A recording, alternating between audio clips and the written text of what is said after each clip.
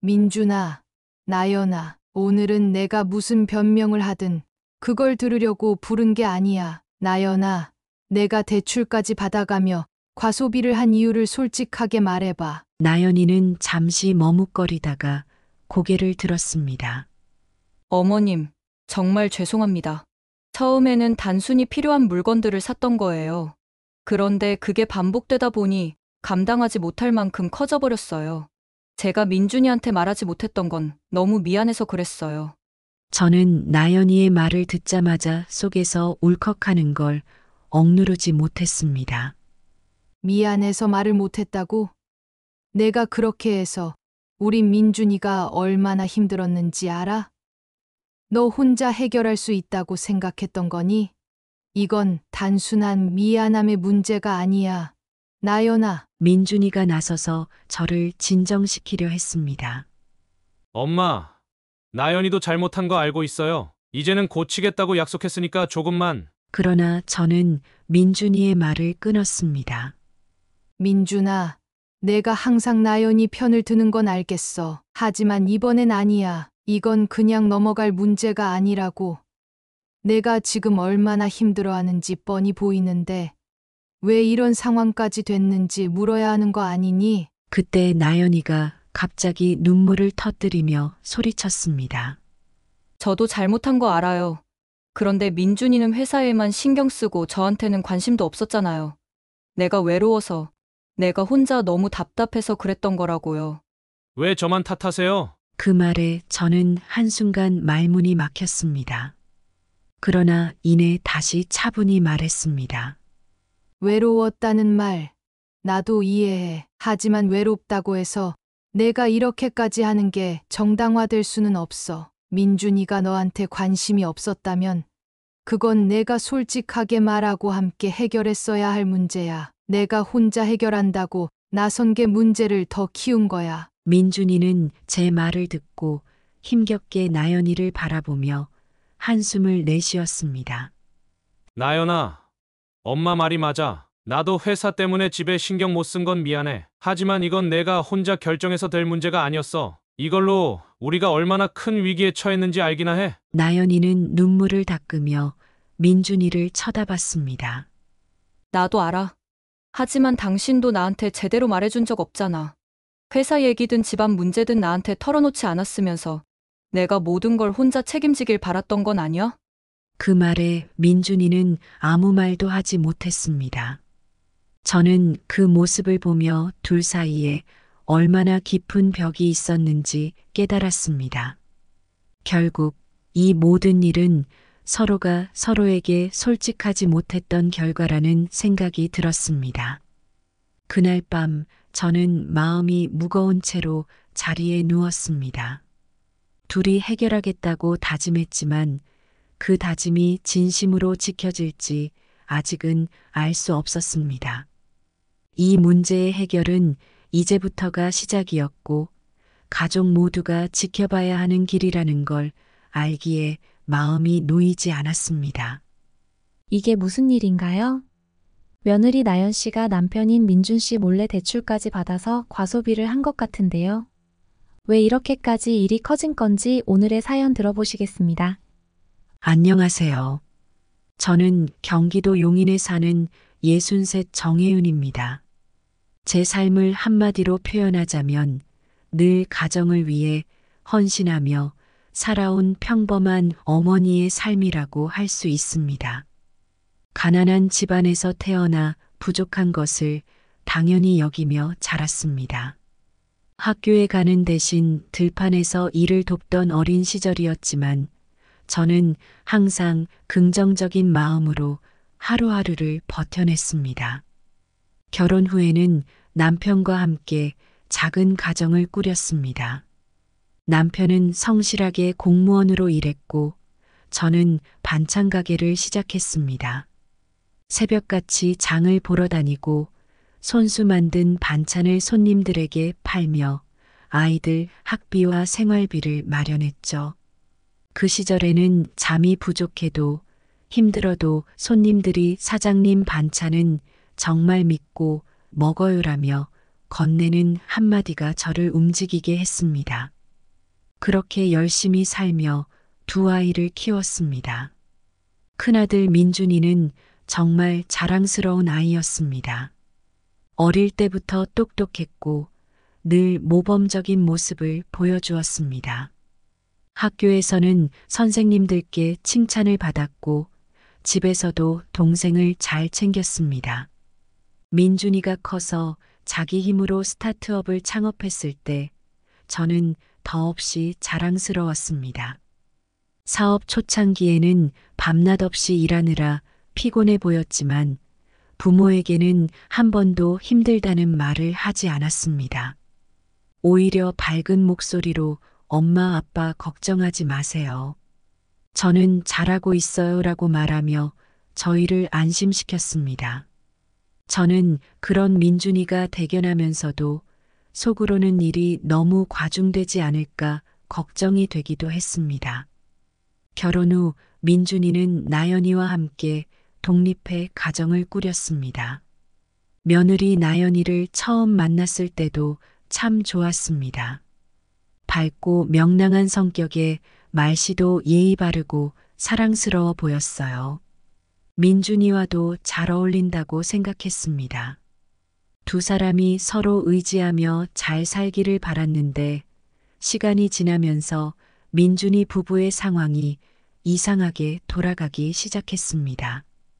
처음에는 별다른 낌새를 느끼지 못했습니다.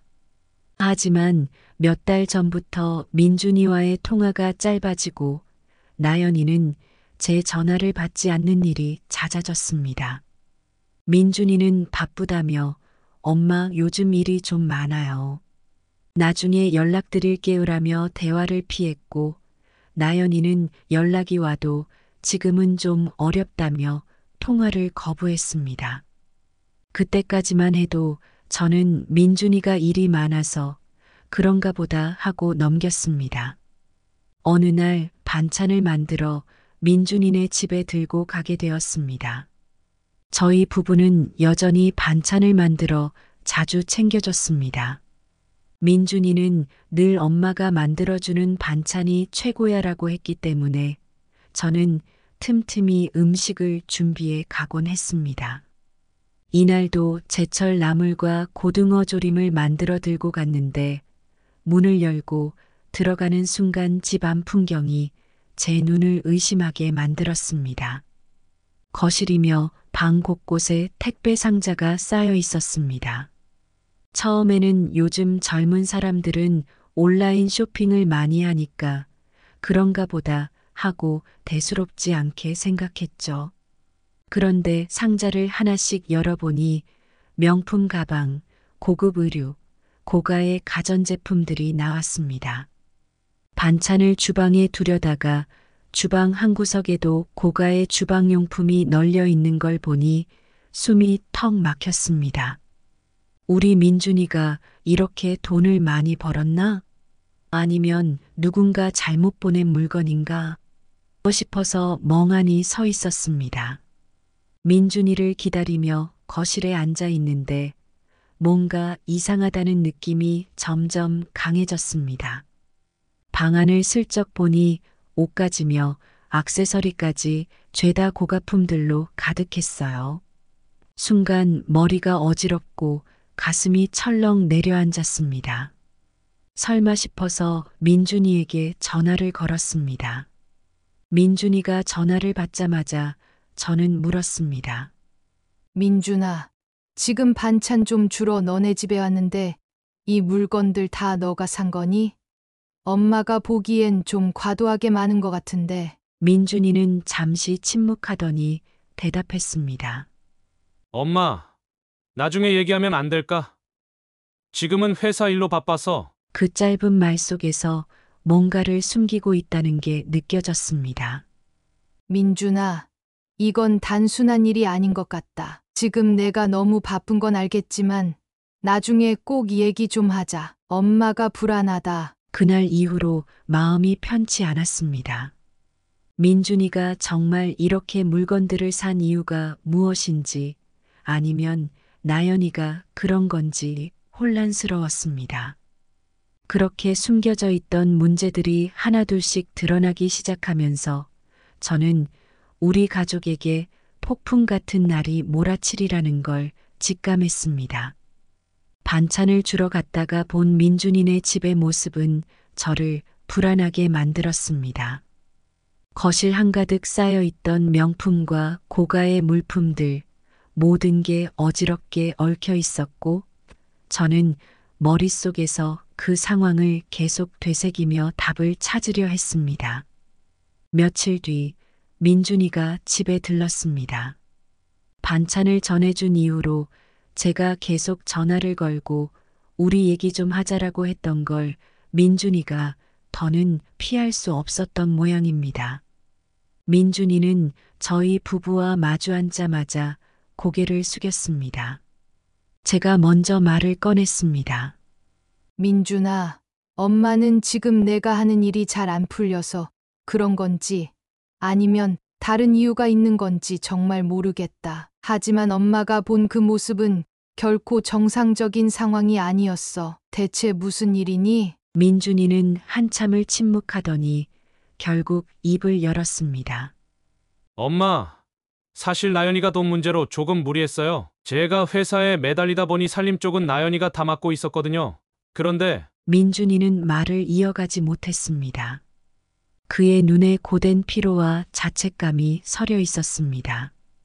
남편도 가만히 듣고만 있다가 낮은 목소리로 물었습니다. 무리했다니? 어떤 무리를 말하는 거냐? 민준이는 힘겹게 대답했습니다. 엄마, 아빠, 사실 나연이가 나도 모르는 사이에 카드 빚이 많이 늘었어요. 처음엔 그냥 큰 문제 아니겠지 했는데 제가 정신을 차렸을 땐 이미 카드사 대출까지 받아 쓰고 있었어요. 회사도 아직 자금이 안정적이지 않은 상태인데 이게 겹치니까 감당하기 어려워졌어요. 순간 눈앞이 캄캄했습니다. 저는 겨우 정신을 붙잡고 물었습니다. 그러면 그 물건들 다 나연이가 산 거였니? 민준아, 너는 전혀 몰랐다는 거야? 민준이는 고개를 숙인 채 힘겹게 대답했습니다. 저도 알았어야 했는데 회사 일에만 매달리다 보니 살림이 어떻게 돌아가는지 신경을 못 썼어요. 나연이는 제가 벌어오는 돈이 충분하다고 생각했나 봐요. 엄마, 죄송해요. 순간 분노와 안타까움이 한꺼번에 밀려왔습니다. 민준아, 내가 잘못한 건 아니야. 하지만 왜 이제야 얘기했니? 그동안 아무 말도 없이 이렇게 문제를 키우는 건 옳지 않아. 나연이는 뭐라고 하디? 이 상황을 어떻게 해결하려고 하는 거야? 민준이는 고개를 들어 저를 바라보며 한숨을 쉬었습니다. 나연이랑도 얘기하려고 했는데 엄마도 아시다시피 나연이가 자존심이 강해요. 자기가 혼자 해결할 수 있다고 고집을 피우는데 그게 안 되니까 상황이 이렇게 된 거예요. 저도 나연이에게 많이 화를 냈어요. 그런데 지금은 서로 말도 잘 통하지 않아요. 싸움만 계속되고 있어요. 남편이 무겁게 고개를 끄덕이며 입을 열었습니다. 민준아, 내가 힘든 건 알겠지만 이런 문제는 서로 책임을 회피해서는 안 된다. 나연이와 제대로 이야기를 나누고 부모로서 우리가 도울 수 있는 부분도 있으면 같이 해결해보자. 저는 그 말을 들으며 마음속에서 복잡한 감정이 일었습니다. 부모로서 도와야 한다는 남편의 말이 틀리지 않았지만 한편으론 나연이에 대한 실망감이 너무 컸습니다. 결혼할 때 밝고 사랑스럽던 나연이의 모습은 온데간데 없고 지금은 모든 책임을 민준이에게 떠넘기고 있는 듯 했습니다. 저는 더 이상 참을 수 없어 물었습니다. 민준아, 나연이는 지금 집에 있니? 엄마가 나연이랑 직접 얘기해 볼게. 민준이는 망설이다가 고개를 끄덕였습니다. 엄마, 하지만 너무 심하게 말하지는 말아줘요. 나연이도 지금 많이 힘들어하니까요. 저는 속으로 힘들어하는 건 민준이도 마찬가지야라고 생각하면서 민준이네 집으로 향했습니다. 집에 도착하니 나연이가 소파에 앉아 있었습니다. 제가 들어오자마자 당황한 얼굴로 자리에서 일어섰습니다. 어머님, 갑자기 어떻게 오셨어요? 나연아, 얘기 좀 하자. 앉아. 저는 최대한 차분한 목소리로 말했지만 속에서는 울컥하는 감정이 계속 치밀어 올랐습니다. 나연아, 민준이가 얘기한 내용은 들었어. 지금 상황이 이렇게 된 이유가 뭔지 솔직히 말해줄래? 나연이는 한숨을 쉬며 대답했습니다. 어머님, 죄송해요. 제가 감당 못할 만큼 욕심을 부렸던 것 같아요. 처음엔 조금씩 샀는데 그게 반복되다 보니 이렇게까지 됐어요. 민준이가 너무 바쁘고 집에 잘 안 들어오니까 저는 혼자 있는 시간이 너무 외로웠어요. 그래서 물건들로 그걸 채우려고 했던 것 같아요. 저는 한참 동안 아무 말도 하지 못했습니다. 나연이의 말 속에서 미숙함과 무책임함이 느껴졌습니다. 나연아, 외로웠다는 건 이해해. 하지만 그걸 이런 식으로 푸는 건 아니었잖아. 민준이에게 얼마나 큰 짐이 되는지 생각은 해봤니? 나연이는 더 이상 아무 말도 하지 않았습니다. 저는 이 문제를 어떻게 풀어나가야 할지 답답함만 가득한 채 집으로 돌아왔습니다. 그날 이후 제 마음은 점점 무거워졌습니다. 나연이와의 대화는 제게 어떤 해답도 주지 않았습니다. 나연이가 스스로 잘못을 인정하고 고치겠다고는 했지만 어딘가 마음 한구석엔 불안함이 떠나지 않았습니다. 민준이는 자신이 모든 걸 해결하겠다며 걱정 끼치지 않으려 했고 남편은 젊은 부부니까 실수할 수도 있지 않겠냐고 중재하려 했습니다. 하지만 저는 그게 단순히 젊은 부부의 실수로만 보기엔 너무나도 큰 문제라고 느껴졌습니다. 며칠 뒤 민준이가 일하다가 잠깐 밥을 먹으러 찾아왔습니다. 전날에도 통화를 했는데 목소리가 많이 힘들어 보이더니 얼굴을 보니 더 심각해 보였어요. 아이가 어릴 때 감기라도 걸리면 밤새 보살피며 안절부절 못하던 기억이 떠올랐습니다. 이번에도 엄마인 제가 뭔가 도와야 할 것 같아 물었습니다. 민준아, 내가 요즘 정말 많이 힘든 것 같은데 엄마가 뭐라도 도와줄 수 있으면 얘기해라. 민준이는 한참을 고민하다가 말했습니다.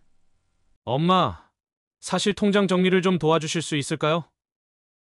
나연이가 집안 살림을 다 맡고 있어서 그쪽은 제가 잘 몰라요. 어제 은행에서 무슨 연락이 왔는데 못 받았기도 하고요. 통장을 가져온 민준이의 표정은 어디가 아픈 사람처럼 잔뜩 지쳐 있었습니다. 저는 부탁을 거절할 수 없었습니다. 바로 자리를 잡고 통장을 하나씩 살펴보기 시작했습니다. 처음엔 크게 문제될 만한 건 없어 보였습니다. 그러나 대출 관련 항목을 확인하다가 눈을 의심할 수밖에 없었어요.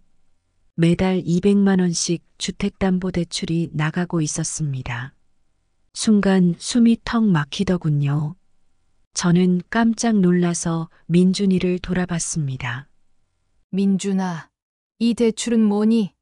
매달 이렇게 큰 금액이 나가고 있는데 너는 알고 있었니? 민준이는 제 물음에 당황한 얼굴로 말했습니다. 대출이요? 무슨 대출 말하는 거예요? 엄마, 저희 집에는 대출 같은 거 없어요. 그게 말이 되니? 여기 이렇게 매달 200만 원씩 빠져나가고 있는데 내가 모를 리가 있겠니? 나연이한테 물어봤어. 민준이는 대답하지 못하고 머뭇거렸습니다. 저는 답답한 마음에 통장을 들고 나연이와도 이야기를 해야겠다고 결심했습니다. 그런데 그날 저녁 민준이가 저를 다시 찾아왔습니다. 머뭇거리며 말을 꺼내는 모습에 더 불길한 예감이 들었죠. 엄마, 나연이가 그 대출에 대해 말했어요. 사실은 저 몰래 주택담보대출을 받았대요. 쇼핑도 그렇고 그동안 필요한 돈이 많았다고 하더라고요. 그 말을 듣는 순간 저는 가슴이 내려앉는 듯한 기분이 들었습니다. 지금까지의 과소비 문제도 충분히 충격적이었지만 주택담보대출까지 몰래 받았다는 건 도저히 용납할 수 없는 일이었습니다. 그건 단순히 돈 문제를 넘어서 신뢰의 문제였습니다. 민준아, 이건 아니다. 나연이가 아무리 실수했다고 해도 이런 식으로 내 모르게 대출까지 받아서 집안 전체를 위험에 빠뜨린 건 용서받기 어려운 일이야. 저는 더 이상 혼자 이 문제를 감당할 수 없겠다는 생각이 들었습니다. 이건 단순히 젊은 부부 사이의 갈등 문제가 아니었습니다. 저는 나연이의 부모님께 연락을 드리기로 결심했습니다. 전화기를 들고 나연이 부모님께 전화를 걸었습니다. 처음엔 머뭇거렸지만 곧 단호한 목소리로 상황을 설명하기 시작했습니다.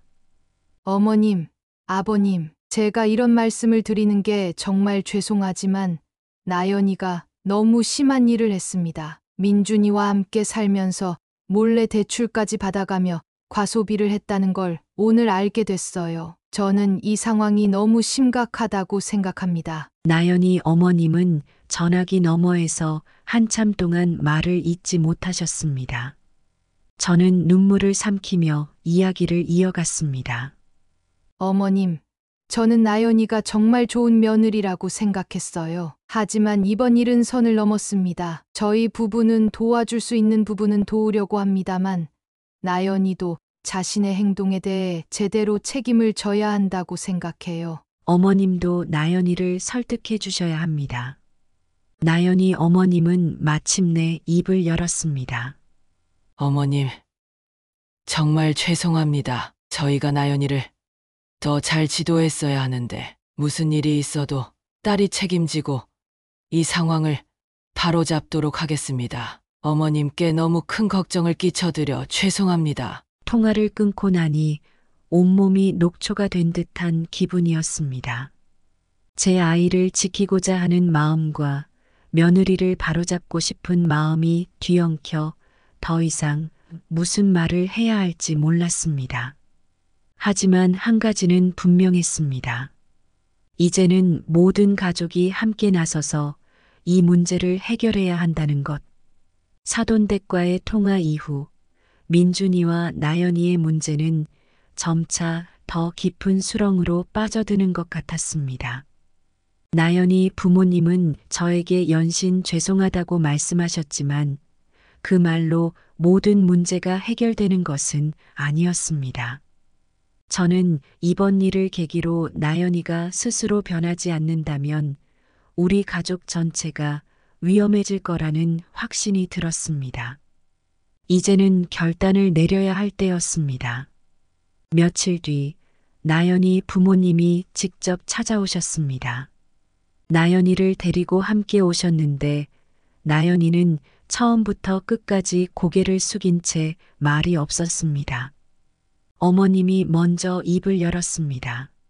정말 죄송합니다. 저희도 나연이가 이렇게까지 경솔했을 줄은 몰랐습니다. 제가 아이를 잘못 키운 죄입니다. 저는 그 말을 들으며 차분하게 대답했습니다.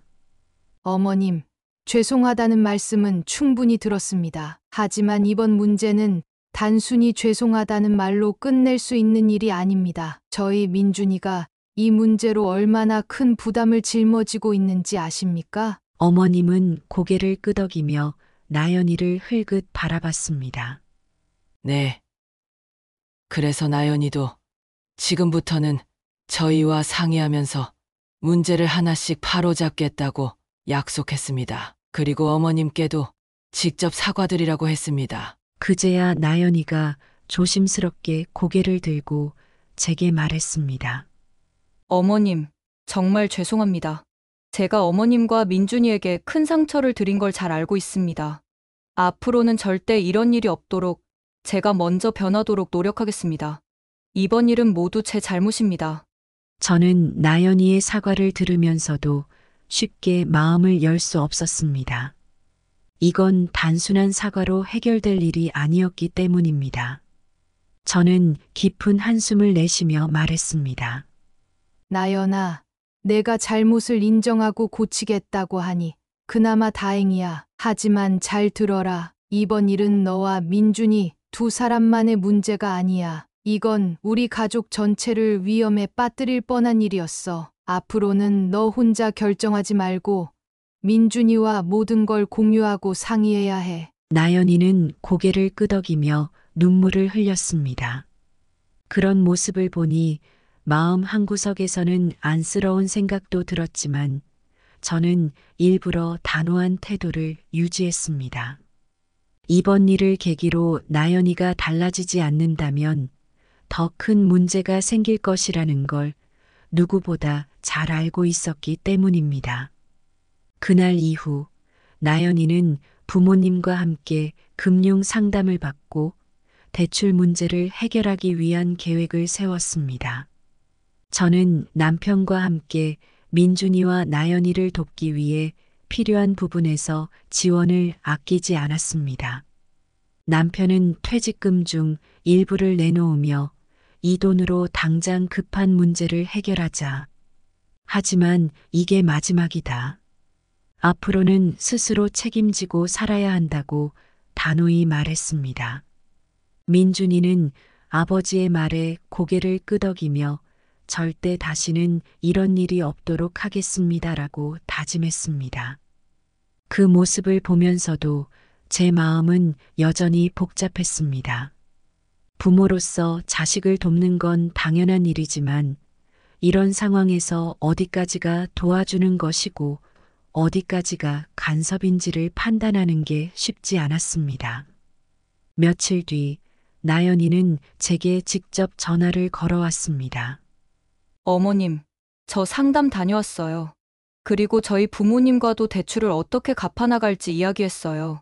이제는 어머님께도 떳떳하게 보여드리고 싶어서 꼭 말씀드리고 싶었어요. 저는 그 전화를 받으며 작은 안도감을 느꼈습니다. 나연이가 이번 일을 계기로 변하기 시작했다는 걸 느꼈기 때문입니다.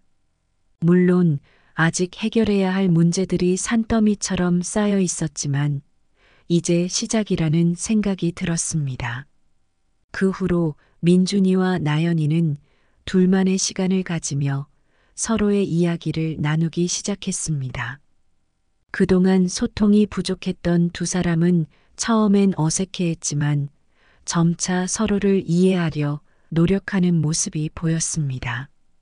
나연이는 쇼핑을 끊고 생활비를 줄이며 스스로 재정 관리를 하겠다고 약속했고 민준이도 회사에만 매달리지 않고 집안 문제에도 더 신경 쓰기 시작했습니다. 저는 그 모습을 지켜보며 문득 이런 생각이 들었습니다. 우리가 가족이라는 이름 아래 함께하는 이유는 누군가가 넘어졌을 때 손을 잡아주기 위해서라는 거리요. 하지만 손을 잡아준다고 해서 모든 문제가 해결되는 건 아닙니다. 그 손을 잡고 일어서는 건 결국 본인의 몫이니까요. 이제는 한 단계 해결을 향해 나아가는 우리 가족을 보며 언젠가는 모두가 이 일을 교훈 삼아 더 나은 미래를 만들어갈 수 있기를 진심으로 바랐습니다. 그렇게 폭풍 같은 시간이 지나고 우리 가족은 서서히 안정을 찾아가고 있었습니다.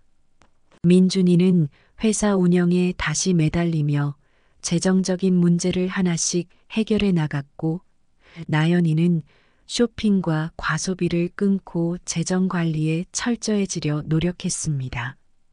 물론 여전히 넘어야 할 산이 많지만 두 사람이 함께 다시 시작하려는 모습을 보며 부모로서 조금은 마음을 놓을 수 있었습니다. 저는 이 일을 계기로 많은 것을 느꼈습니다. 민준이가 어릴 적부터 모든 일을 스스로 해내려고 애쓰는 모습이 떠올랐습니다. 나연이 역시 처음엔 정말 믿음직스럽고 사랑스러운 며느리였지만 결국 어린 부부에게는 여전히 배우고 성장해야 할 부분이 있다는 걸 깨닫게 되었습니다. 제가 너무 믿었던 것 같기도 하고 그 신뢰가 깨지면서 느낀 실망감이 컸던 것도 사실입니다. 그날 이후로도 민준이와 나연이와의 대화는 잦아졌습니다. 저는 나연이에게 단호하게 말했습니다.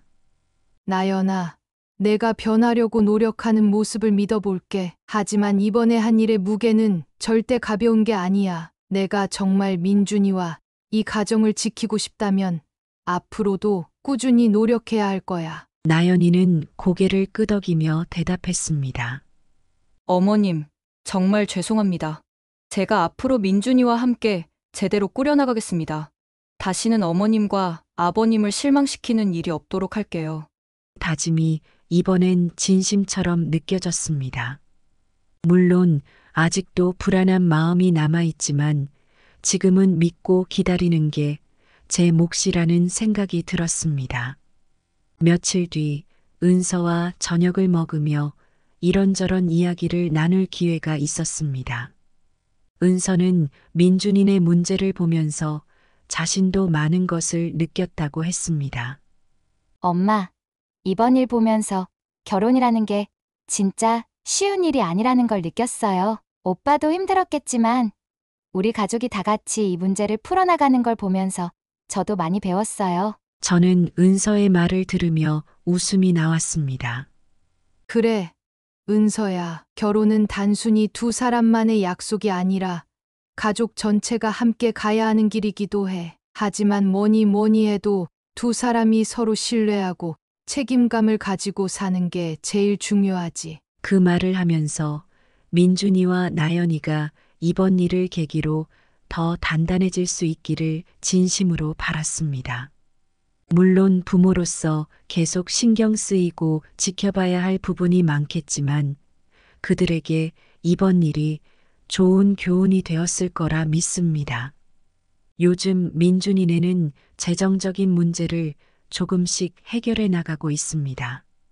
민준이는 회사 일뿐만 아니라 가정에서도 더 적극적으로 나연이와 대화를 나누고 나연이도 집안 살림과 재정을 투명하게 관리하려 노력하고 있습니다. 그런 모습을 보며 저는 비로소 밤잠을 설치던 날들이 조금씩 줄어들었습니다. 이 일을 겪으며 저는 가족이라는 이름의 의미를 다시금 깨닫게 되었습니다. 가족은 서로의 약점과 부족함을 보며 넘어질 수 있지만 함께 일어서기 위해 손을 내밀 수 있는 존재라는 걸요. 하지만 손을 잡아주는 것만으로 해결되지는 않습니다. 그 손을 잡고 일어서는 건 결국 각자의 몫이라는 것도 알게 되었죠.